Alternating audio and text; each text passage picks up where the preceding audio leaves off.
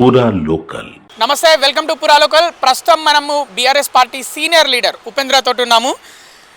తెలంగాణలో రేపటి నుంచి ఏఐసిసి తెలంగాణ ఇన్ఛార్జ్ మీనాక్షి నటరాజన్ పాదయాత్ర చేస్తున్నారు. ఎట్లా చూస్తారు?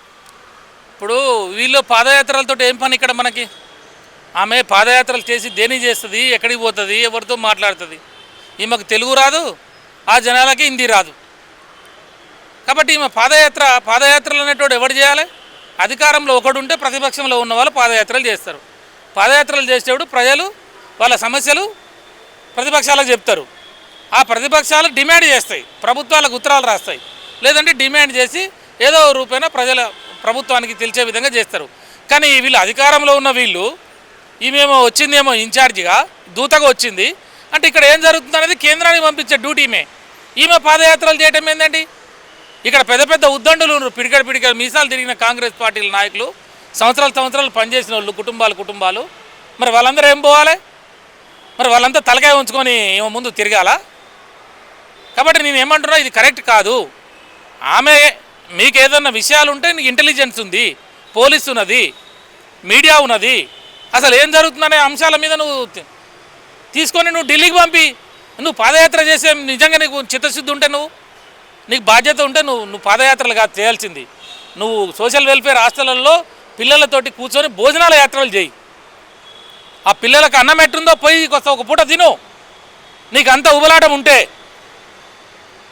హాస్టల్లో పోయి చూడు ఏం జరుగుతుంది అనేది. రైతాంగం ఏం జరుగుతుంది ఊర్లలో చూడు. యూరియా లేక ఈరోజు మొత్తం కూడా చెప్పులాట పెట్టి లైన్లో నిలబడుతున్నారు జనం.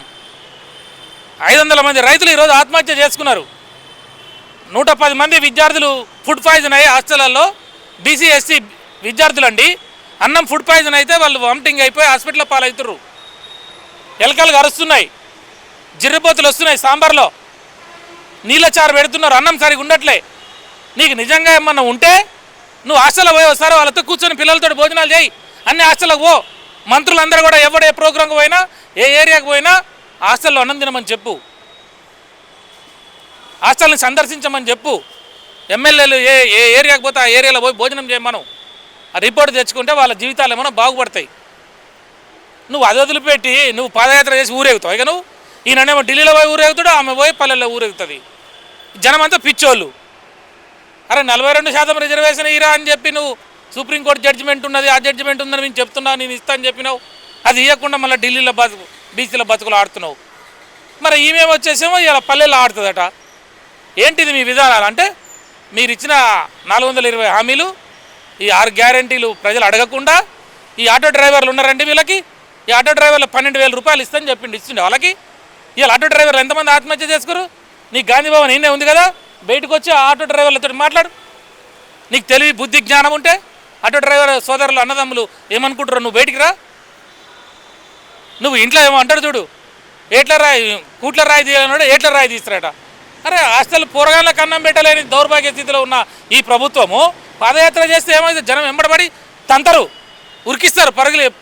ఈ కాంగ్రెస్ పార్టీ నాయకులు పోతే ఇప్పుడు అంటే ఎవరు మీ బీఆర్ఎస్ వాళ్ళు ఉరికిస్తారా? బీఆర్ఎస్ఎల్ కాదు, పబ్లిక్ అండి. ఇలా బీసీలు 42% ఇవ్వలేదని, హాస్టల్లో భోజనాలు లేవని చెప్పి, రైతాంగం సమస్యలు తీరలేదని రైతులు, ఇగో ఇటువంటి ఆటో డ్రైవర్లు యువతకి 2 లక్షల రూపాయలు 2 లక్షల ఉద్యోగాలు ఇస్తాను సంవత్సరానికి చెప్పిండు.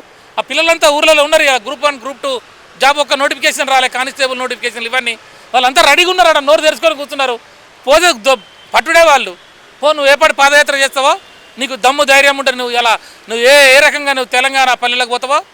420 హామీలు ఎవడన్నా ఇచ్చిండా భారతదేశంలో? ఇచ్చిండా? దమ్ము ఎవడన్నా ఏ పార్టీ ఇచ్చిండా? జ్ఞానం ఉందా, బుద్ధి ఉందా? రాసేటోడు అన్నం తిన్నారా, గడ్డి తినరా? నేను అడుగుతున్నా, కడుపు మండి అడుగుతున్నా. ఇలా తెలంగాణ సగటు పౌరుడిగా అడుగుతున్నా నేను. నువ్వు ఒక్క హామీని కూడా అమలు చేయకుండా పాదయాత్ర చేస్తే ఇలా ఎమ్మడబడి పరిగెత్తిస్తారు మిమ్మల్ని. జనం అట్లా సిద్ధంగా ఉన్నారు. కాబట్టి నువ్వు బోల్తా కొడతా, మాయ మాటలు చెప్తా, నువ్వు పాదయాత్ర పేరుతోటి టాపిక్ డైవర్షన్ చేస్తా, బీసీల విషయం తీసిపోయి జంతర మంతర్లో పెడతా.